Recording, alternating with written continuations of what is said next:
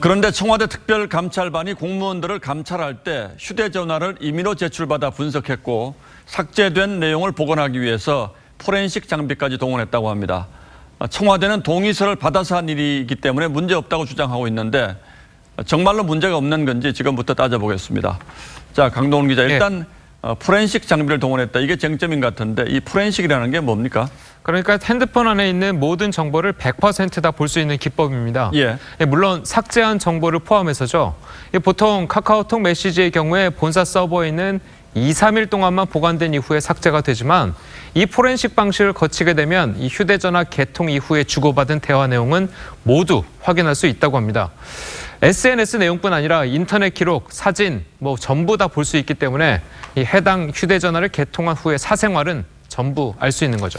예, 그렇게 되면 속된 말로 요즘 같은 세상에서는 그 사람의 모든 것이 다 털린다 이렇게 볼 수도 있겠군요. 예. 그리고 이 조사 과정에서 혐의 외의 것을 가지고 꼬투리 잡을 수도 있고요. 예, 맞습니다. 그래서 청와대는요, 이 휴대전화를 이미 제출 동의를 받을 때 해당 사건과 관련된 자료만 확인하겠다고 하지만 자, 이게 지켜지기가 힘들다고 합니다. 포렌식 전문가 얘기 한번 들어보시겠습니다. 예.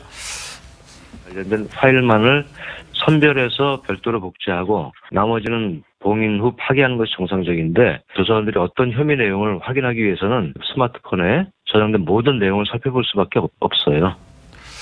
자, 그런데 당사자가 난 싫다, 휴대전화 제출에 동의하지 못하겠다 이렇게 나오면 어떻게 됩니까? 그런데 이제 공무원 입장에서는 이게 동의하지 않는 게 쉽지 않다고 합니다.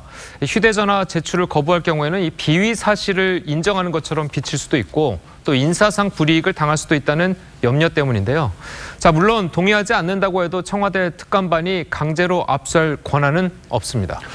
자, 강제로 압수할 권한은 없다. 그러나 청와대는 이 특감반이 휴대전화를 제출받아서 조사하는 것은 특감반의 아주 고유의 업무다 이렇게 얘기하지 않습니까? 예, 맞습니다. 이 청와대가 휴대전화를 임의로 제출받은 근거로 제시한 것이 이 대통령 비서실 직제 제7조 규정입니다.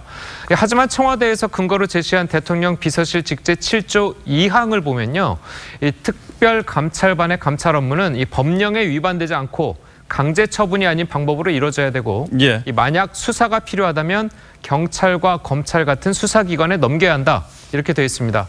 그래서 일부 전문가들은 이 포렌식 기법은 경찰이나 검찰에서 해야 하는 수사 기법이기 때문에 청와대 감찰반이 권한을 넘어선 수사를 한 것이라고 지적하고 있습니다.